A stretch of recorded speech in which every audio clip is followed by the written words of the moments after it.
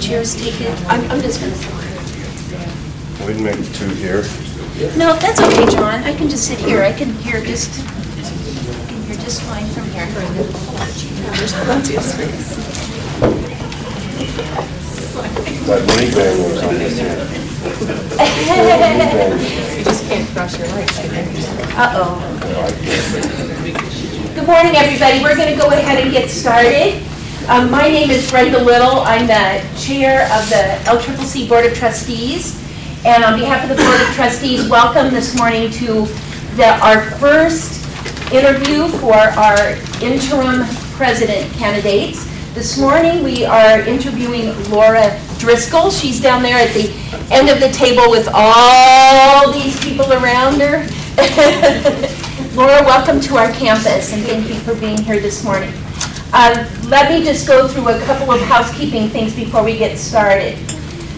I want to remind everybody of our charge as board members. Wyoming law states that a community college board shall appoint a chief administrative officer of the community college. And I can tell you that this board of trustees takes that responsibility very solemnly.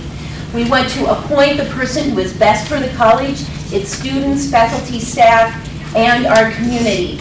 And in order to do that and to do the best job at that, we need all of you to be a part of that. This interview is scheduled to last 1 hour. During that hour, we'd like you to listen to Ms. Driscoll's responses and score them according to a scoring sheet that you received. You should have all received your scoring sheet that has the name of 6 candidates on it. Please use that same sheet for all 6 candidates, unless you know that you're not going to be able to sit in on all of the interviews. In other words, if you know you can sit in on the interviews today but not on Thursday, please turn in your score sheet after today. If you know you can sit in on all the interviews or even the last one on Thursday, please wait until then. Just carry your score sheet around with you if you could until you've heard the last interview. Trustees John Kaiser, right here, Ed Mosier, here, and I will be collecting those score sheets, so please find one of us and turn your score sheets into us. You can write comments on the back. You can put your name on your score sheet or not, depending on what you want to do. Please use one score sheet for these formal interviews, and then you'll have another score sheet for the public forums if you attend the public forum. After we have conducted all the interviews today and Thursday, we're going to discuss the results in executive session after our board meeting, our regularly scheduled board meeting on February 2nd. And after that date, we'll make sure the score sheets are available for public access. The board will review the scores from the public, but please note that even though we will be reviewing all the score sheets, it's ultimately the board's final decision on who will be the interim president of the college. After this hour, we're going to take a half an hour break. And during that half an hour, we're hoping that Ms. Driscoll can go to the restroom and get a drink of water and take a deep breath and all those things she needs to do. So we're asking that the public not ask her any questions in that half an hour. But please wait until the public forum where everybody can hear the question and everybody can hear the answer. Alex Barker, the president of ASG, is going to be asking the questions this morning. So Alex, take it away.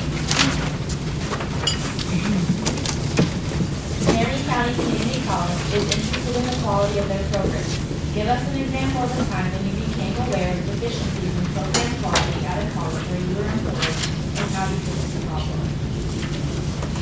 The example I'm going to give you is from the University of North Dakota when I worked there. I was hired as the coordinator for correspondence study, and later became correspondence and online study. But it was really clear that that program was in dire straits. Enrollment was down. Completion rates were absolutely dismal. It was embarrassing how low they were. And then as I looked into it a little further, there were other signs that there were problems in that department. Employee morale was really low. There was high turnover. There was low response rate from the faculty to the students.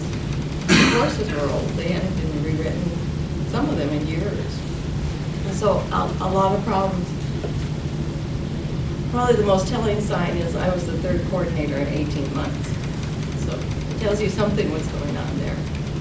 And so what I did is start out by listening, because you got to take a little while to figure out what's going on. It didn't take very long to see what some of the major problems were. And what I did with my team then is develop some goals and objectives to address the issues. First thing we wanted to do is improve those courses. The students were not getting the quality of courses that they deserved. They were not getting the response rate they deserved. And really, we needed to improve the completion rate. Like I said, it was terribly embarrassing at how low it was. And although one of the original employees in that department, when I took over, decided to leave, she wasn't able to address those goals. It wasn't within her personal mission to do that. The rest of the team got together, and within about a year and a half, completion rates were way up. We were rewriting the majority of the courses. The program just turned around, and it continued on that path. In fact, the problem that came up after that is not enough staff because enrollments went up so high.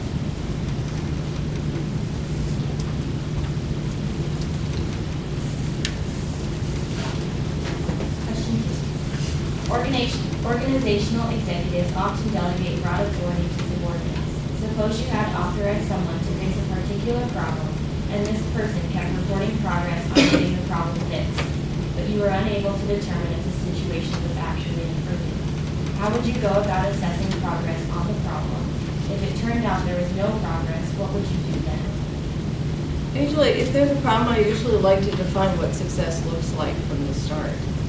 So I should be able to determine some sort of measurement that tells me success is happening. And so I don't foresee that problem of not being able to figure out if something's moving forward or not. If it wasn't being addressed. If it wasn't being addressed, I would talk with that person. I'm not the type of person that circumvents. I'd first give that person an opportunity to fix the problem. And we talked about a timeline and again, what success looks like. But I think the bigger problem there is, why is the employee not being honest with you and not being forthright? And that needs to be addressed. Question 3. Tell us about a time in your career when a whole department in your organization needs to be restructured. How did you handle these situations? The example I'll give you there was from Casper College. When I started at Casper College, I'm the Dean of Continuing Education and Community Partnerships. And I had moved from about 900 feet above sea level to Casper, and it took me months to be able to say that whole title without a breath in between. But one of the first things I noticed is there was no clear direction on what departments did. And the result of that is the community was really confused about who to contact for their needs. We had the community education coordinator was doing some workforce. The facility coordinator was running the camps. The workforce people just seemed rather confused about why they weren't addressing business needs and why they were doing, some of that was happening with community education. And so it really wasn't clear, and I think that happened over years of giving somebody a task. Maybe it started out as a temporary task and they just assumed it. But the overall problem was that the community could not figure out who to talk with. And so, again, taking a little time to figure out who's doing what, and then sat down with my team and talked about what should be the defined responsibilities of that department. What are the defined responsibilities of the Center for Training Development? What are the defined responsibilities of community education? And then by doing that, we reassigned and reorganized. And it became much more clear, both to the community and to the employees, who was responsible for what. Question 4. What is your idea of the proper relationship between a college president and a board of trustees? There needs to be a shared vision and a shared mission. You want a unified effort It is the board's responsibility to set the overall tone. There needs to be a clear idea of responsibilities. The president's responsible for management of the college and implementing the policies of the board. The board's responsible for setting the overall tone and for developing those policies. And so I see it as a collaborative relationship. I think one of the most important things is communication. And it needs to be a communication to the whole. There's consistent communication to all of the board members. I've actually had an experience of sitting on a board. It was on an elected board, and where that wasn't the case. There wasn't clear communications. There was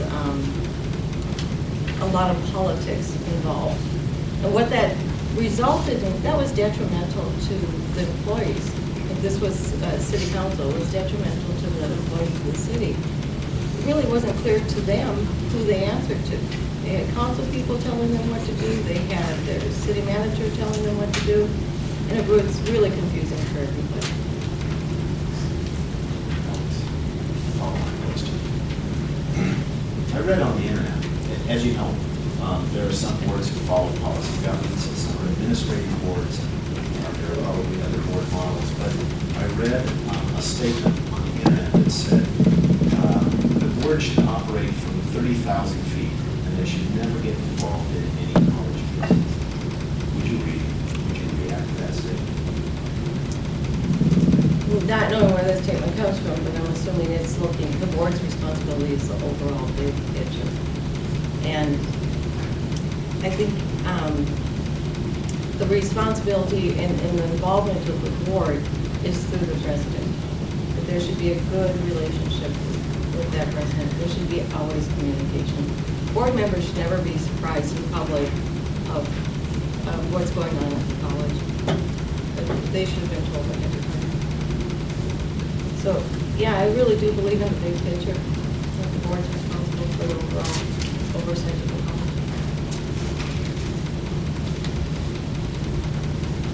Question 5. Tell us about a time that you had to improve the image of the college that you worked. What actions did you take and what was the result?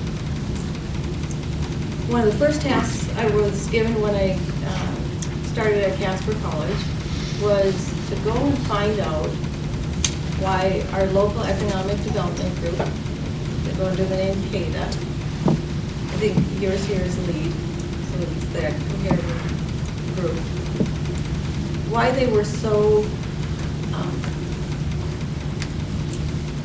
don't know if disgruntled is the right word, but displeased with the college. And so that's that community partnership part of my title. So the first thing I did was meet with the director at that time of CADA, talk to him about what his organization did and the relationship between CADA and Casper College. And then I met with 3 of the board members. Actually, they have a rather large board, but it was clear after meeting with 3 what the problem was. And the issue is that the board felt that the college received a lot from the community. And truly, Casper is very generous to Casper College. They felt that Casper College had received a lot for the community and they needed to give something back. And that Casper College needed to be a member of CADA. And I had pointed out that we were a member of CADA, but they wanted us to be a member of CADA at the investment level, which meant an automatic seat on the board and a real commitment to the organization. It also meant a substantial fee. I don't think that was the goal. The goal wasn't money. The goal was the commitment. I went back to the president and I told him what I had learned. He asked me what my recommendation was. And I said, you know, the conversations around economic development in the community aren't really good for Casper College. I mean, some of them were really negative. I said, if you want to address that, you have to be at the table. And so he took that advice. He talked to the board about that, and the foundation was able to come up with a fee. It's worked out really well. In fact, the president of the college has been the president of the CADA board for 2 years. So, total reversal of the relationship. Question 6. Describe Describe a time when you took personal accountability for a conflict, failure, or problem and initiated a solution individually. I'm going to give you an example from UND. Keep going back and forth. That's the University of North Dakota. I didn't say that earlier. When I started at the University of North Dakota, we were still doing mostly correspondence study. Had been doing that since 1913, so it was an old program. But we were moving into online like a lot of schools were. And at that time, we did what a lot of schools did. We fumbled. We went from, learning management systems were new at the time. Really wasn't a clear direction.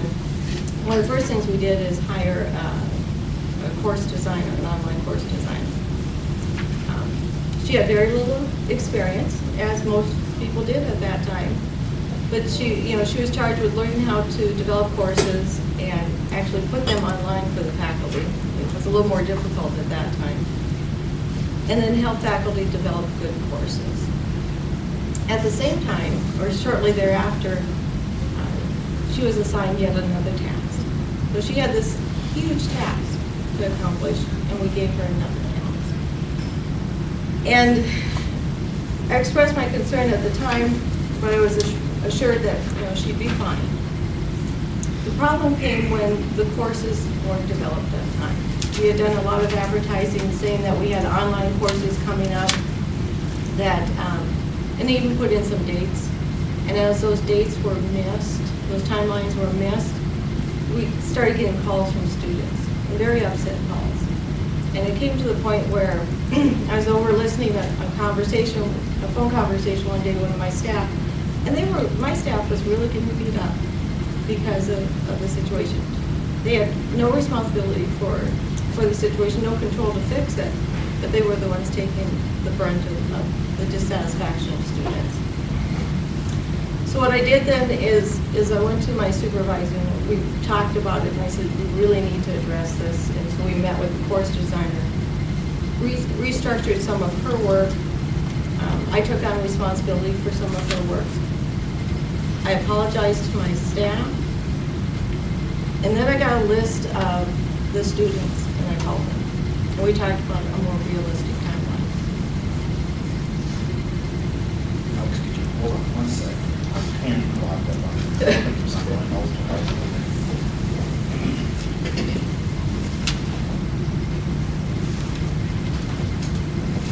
What's going on with Kevin down there at Bog's End? It happens. Follow-up question on that. So far, in the responses that you've given, you've talked an awful lot about when there were failures, it was jobs hadn't been structured well, maybe there was lack of communication, there weren't clear expectations. Do you think there's ever a time when to solve a problem that really requires a change in person? Yes. I usually start that process by trying to bring people into the overall picture, bringing them into the team effort. But I have certainly had situations where that has not worked. I've had more than one situation where I've had to help the person see that not only would they be happier, they'd be more successful somewhere else. And my best example of that is I had a woman who was not performing well in her job. I worked with her supervisor on several measures to get that employee's performance up, and had talked to that employee quite a few times to help her see that she needed, moving on would make the situation better, not only for the program, but for her. And on her last day, I walked to my office, and there's a bouquet of flowers on my desk. I felt pretty good about it. She had a good experience, even though normally you wouldn't think getting your employment with somebody would be that. Question 7. Tell us how you have successfully led subordinates through change in the past and the steps that you took to ensure a successful outcome.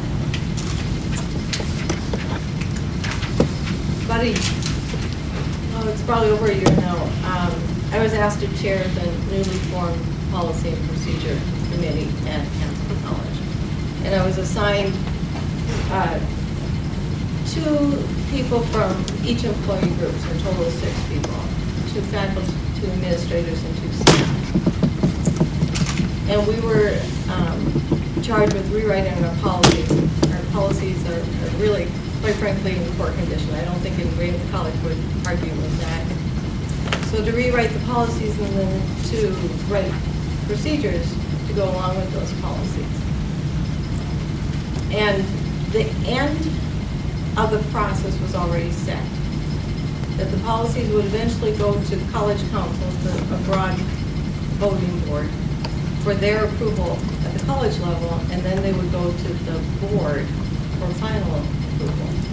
But the process in between was open to us. And so there were 2 objectives that I wanted to make sure happened in the process. One was that people felt safe in those meetings. Policies can be very touchy things. They impact a lot of people in the college, and people get nervous when you start rewriting the policies and wonder what you're going to do. So they need to have a safe environment so that they could look at lots of options. The other is that the policy group needed to take an institutional view. Even though they were there as representatives from the 3 employee groups, the policies had to address all of the employee groups, and they had to address the institution. I needed to make sure that this committee had a institutional view. So what we set up in the process is that the policy, I actually write the policy, and then it's discussed and debated in that room, and it doesn't leave that room. We have really great conversations, and I think that happens because they're not the approving body. They're just the recommending body. So that shields them a bit from pressure from other employees. And then to have the institutional view, that just started at the very beginning, setting that tone, and that's a consistent conversation we have as a committee of taking an institutional view when we're looking at policy. So it's started out as quite a daunting task, and I wasn't quite sure how it would turn out, but it's absolutely a joy to meet with that committee every other week. Now, you heard Brenda say that the board has the final decision, so this group here is just recommending. But we hear quite often as a board how frustrated some of the recommending committees on campus feel because they recommended something and then the ultimate decider changed things. How do you make that board or committee appreciate their position rather than, could you go into more detail on how you did that? Sure. I'm available to the board for policies, and so the president takes the policies to the board, but if they have questions, they're going to come back to me so that I can give them that background. Now, we've passed several policies in the last few months, but none of them highly controversial. We are now working on the leave policies, which certainly make a lot of people nervous, and we're making major changes. And so the conversation I've had with the president already is, what does the information look like that's going to go to the board? So he wants to make sure that I have developed a process when talking to the board about all of these changes so that they have clear understanding of why we're making this recommendation, how we got to the policies that we're going to present to them. So it always goes back to communication. The board needs to know the background, just like the policy committee had to know the background, and just like the college council had to know the background. The board of trustees also needs that background. Would you describe, whether it's within the context of policies, procedures, or other matters, how you think it's best to solicit input from various constituent groups, not only on campus, but off campus? I think that's really important. especially when you're looking at broad policies that are going to impact a lot of people, implementation is always going to be better if people have an opportunity to participate. So what happens with the policies is that the policy committee writes a policy that they're fairly comfortable with. And then it goes to college council. We wanted to go to college council first so that we have a policy that we have some expectation that college council will be comfortable with. So it goes to college council and they have discussion and it passes on first reading. At that point, it goes out to the 3 employee groups for feedback. And a couple of the employee groups have set up, we use Moodle as our learning management system, and have set up Moodle shells, and the policies are out there for their employee groups. It allows them to have input, provide feedback, written feedback on the policies. I think it's important that those policies go out to all the groups. Once in a while there's a conversation, oh, this policy impacts faculty, it doesn't impact staff. These are institutional policies. They impact everybody. So the feedback opportunity is there for everyone. That feedback is then taken and policies are revised and that feedback is provided to college council. More discussion. This is a long process. There's more discussion.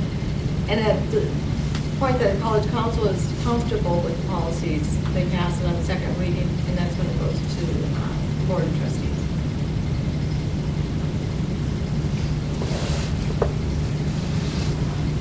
This is more of an informational question. What's the composition of your college council and how's it sound?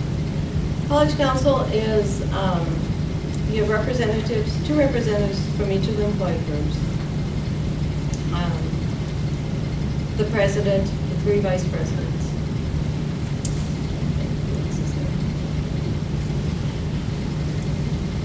I think that's it. These people, other than the 2 vice presidents, appointed. They are elected. They are the chair and the vice chair of each of the employee groups.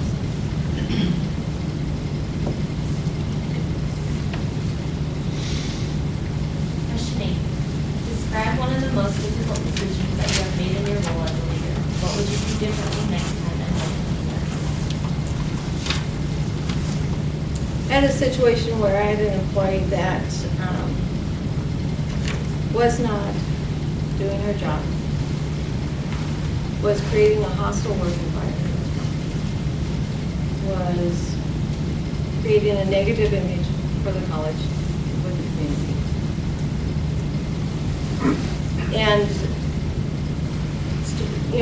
started out, and it is my mode of operation. I started by talking to people and working with them. So I started with that to try to get her to revise the way she was operating. And it didn't work. It really, a lot of effort, it just didn't work. And so then the next step is to start progressive discipline. And starting that out in writing, talking about what needs to be accomplished, and then what are the consequences if those things aren't accomplished. And generally, when the situation is severe enough, the last consequence is termination. I went to my supervisor on the situation and did not receive the support from the last step, which put me in a really awkward situation because I have a difficult situation, but I don't have the tools to solve it. I don't have the last tool. And in this situation, it was my opinion that was what needed to happen. The employee was near retirement age. Probably within a couple of years, she was going to retire. And so I know, those are difficult decisions, and people don't like to make them. But it was really frustrating. And so what I had to do is make the best of the situation. What steps could I do to improve the situation? And so I reorganized her job duties to reduce her interaction with the public. And I changed things around in the office to reduce her interaction with other employees. And then we just had to hang out for a while. Sometimes you just have no options. You learn a lot from bad situations. You can learn almost more from difficult situations than when things go well. And I learned a lot about being a supervisor and standing up and helping those people that are subordinate to you in your organization. Part of the question here is, what would you do differently next time? How would you is there a way that you could have done this differently? And would you approach it that way next time?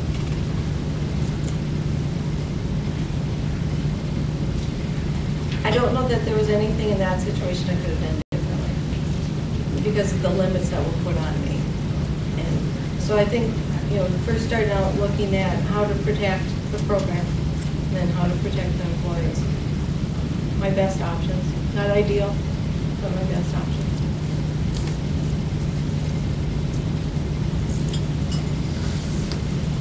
Question 9. Tell us about an accomplishment you are most proud of personally and professionally. What made it so successful? About 3.5 years ago, the president of the college came to me and said, I really think a business incubator might be a good idea for Casper. Why don't you go over and talk to CADA, that Economic Development Group again, and see if they are interested in exploring that idea. And so I did that. I went over and I met with the director, and then I met with their executive board, and we talked about it. And they agreed it was at least something to start looking at. And so the college and CADA both put in funding to do a feasibility study, which was our first step.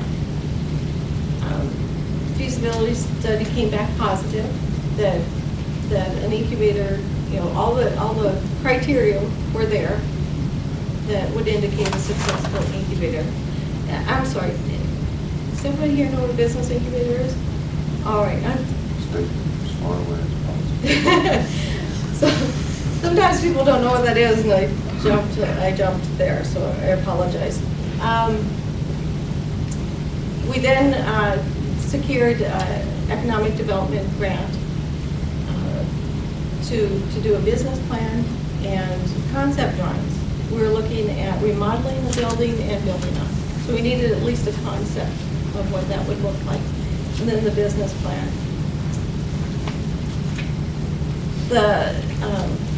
And then the third step was fundraising. And we did fundraising for a little over a year and raised $11 million. Most of that was done by myself and together with the director of CADA. So we did a lot of grant writing, and we did a lot of conversations with people around the community. The funding is federal, state, local, corporate. So just about everybody's in this pot. There's a total of 14 funders in the project. What made that project successful and really made it a lot of fun to be on was that it became a community project. And that started from the very beginning. When we did the feasibility study, part of that was educating the community and setting up a task force. And so we selected leaders across the community to help us with this project, and they've been invaluable. They provided information, they provided networking. They've been a great resource, and we continue to work with that group. But that started to make it more of a community project. And I think that shows in the funding. But the other part of that is really having a long-term goal. When I first came to Casper, people talked about the boom and the bust. In the same way I've heard people talk about natural disasters, as if you have no control. And you might not have control over the commodities market, but you can at least think about what your city looks like, what your community looks like, as far as jobs and employment. And so the goal of the incubator is not only to incubate businesses that are going to support our mainstay, which is energy, but also to support businesses that are going to be different than energy, with the hope that we're going to actually diversify the economy. And so I think that's the one. We hope to break ground in February.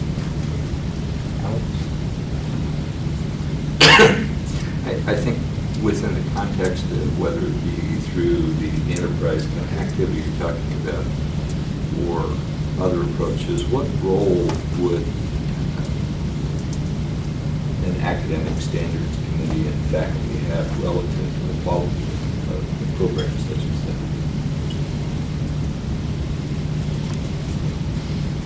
You might, when we started the incubator conversation, one of the things that I heard from the president is he really wasn't interested in the incubator being on our campus. And he really wasn't interested in managing the incubator. But we didn't, we were quite a ways into the process before we decided who would actually be the managing entity of the incubator, and decided it would be CADA. They're already a non-profit, and they already have an established board, and incubators not only are typical on college campuses, but they're typical in economic development. And so we decided on CADA being the managing entity for this. I'm very much involved in the process right now, from fundraising to managing those funds and the construction. But the next step is to figure out how our faculty and how our students interact with the clients in the incubator. We think it's going to be a great opportunity for students to do special projects, to do internships, and for faculty to interact with new businesses. So I don't know if did that answer your question?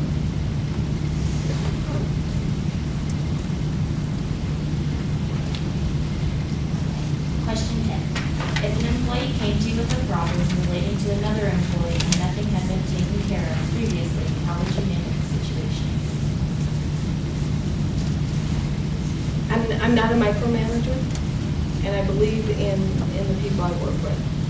And so I read that question as kind of jumping the chain of command. And even though that has to happen sometimes, that you have to escalate a problem up to higher levels, I would expect people to at least make an attempt to address those problems through the normal channels before it's escalated. And so I would ask them to go back and at least start that process, at least attempt that process.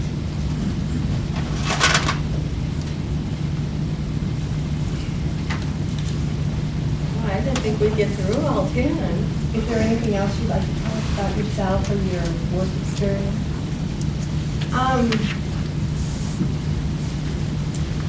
I currently have a really great job. I really do.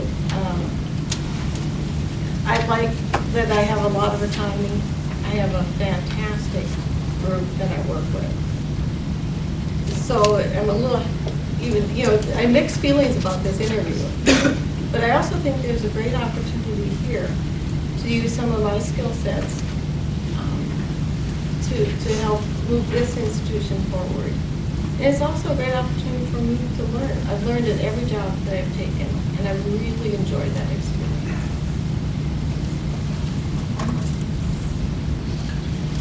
Okay. Go ahead, Kevin. Do you have questions for us? What are you looking for in a president? Or interim president? Are you looking for a placeholder? Are you looking for things to move forward? Are you, what's the plan? So you look at me for that. I can answer that, I hope, and my fellow board members can fill in, Laura.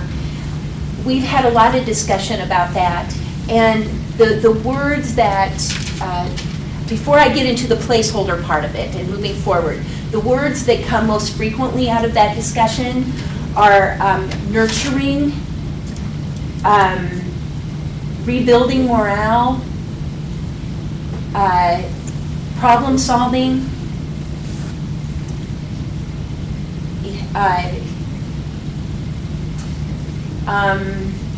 we've had some morale discussions here on the college, so that's where the morale issue comes in. But someone who is, in a sense, a caretaker and nurturer. And then we started to have the conversation about whether we want this person to move us forward. And we don't want to stop any progress that we are making. We don't want that to happen. At the same time, we're not expecting the interim president to take on any new kind of development or new kind of visionary activity toward the future. So what we're looking for in an interim is the nurturing, caretaking kind of qualities, at the same time can move the college forward in morale development, image development, relationship developments, those kinds of things, but not necessarily start any new visionary program. Does that sound about right, board members? Is that what you want to add anything to that? Not looking for new business incubators, but that would be a new, far out, something that Right. the board would never take on at this time. That's a big project, I would agree. We buried ours about 6-8 years ago. I think I would just add that in the context of expectations about around problem solving, those obviously have your relationships. So there's expectations that would move forward, but not to the point of, as Brendan indicated, designing new anything off the charts at this point. I think the other thing would be to maintain and improve not only what's going on this campus, but in the community. Yeah. I always liked the idea, I heard a speaker say once when he was talking about presidents, that the president should never have lunch alone. So, in other words, you'd be out there working the community and finding out what the community wants from this college and also improving the relationships with the community. So what I'm hearing is there's a lot of mending to occur. I think most board members would agree with that, it depends on how you define a lot, but there's mending that needs to occur, yes. And that's both internally and externally? Yes. But I think I would add, in addition to the mending, there really has to be some progress on fixing some issues on campus. So what are your biggest challenges? I'd say one of them is customer service. And that's one that has to be addressed. I think, although I agree with people when they talk about LCC having excellent programs, LCC does have a lot of excellent programs. In fact, we have some programs that are so good, people don't know how good they are. But at the same time, we have some programs that struggle with quality, and maybe they need to be addressed. But no new initiatives. So other board members or anyone, what do you see as the bigger challenges that need to be addressed right away? I think we're asking for that in terms of if you're in, I'm sure, current, what we're looking at, an organizational audit, and really working toward getting that completed would help us understand how to improve not only the quality, but also the efficiency and effectiveness of the operation of the institution.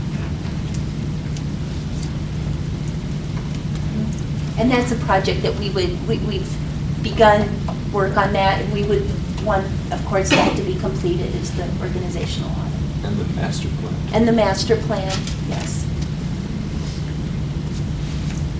How about from the student perspective? I think that we are looking to also mend a relationship with the interim president. We're hoping that our interim president can be more visible in the vision of the student body. There's a lot of students that don't know who the presidents are at the college. And I think that even within our student organizations, there's not a lot of recognition that goes toward our president, our board. So we're hoping that we can get an interim president that will come in here and be visible in the student body, attend events regularly, as often as possible, and kind of be a part of the student process and kind of take a look about what we're doing. Because, I mean, we are doing great things within our school. And I think that we would like the recognition, and we would like to see the progress, or let you guys see what the progress is that we are moving forward with. So do students have an opportunity to interact with the board at any point? Yes. And what is that? Our board members come to our student body, our associate student government meetings, and the board meetings are also open to the public. So if there's any concerns that need to be addressed, they are welcome to attend. And Laura, I wanted to add something to that. Maybe it's because of a personal experience that I'm in right now. But Cheyenne, like Casper, is, even though it's a small city, it's still small, and we interact with each other outside of this college on a regular basis. You know, we find ourselves in different community organizations and involved in different things off campus with folks here that are students and faculty members. And all of us as board members see students in other places besides this college and have discussions with them about what's going on at the school and their classes and those types of things, atmosphere.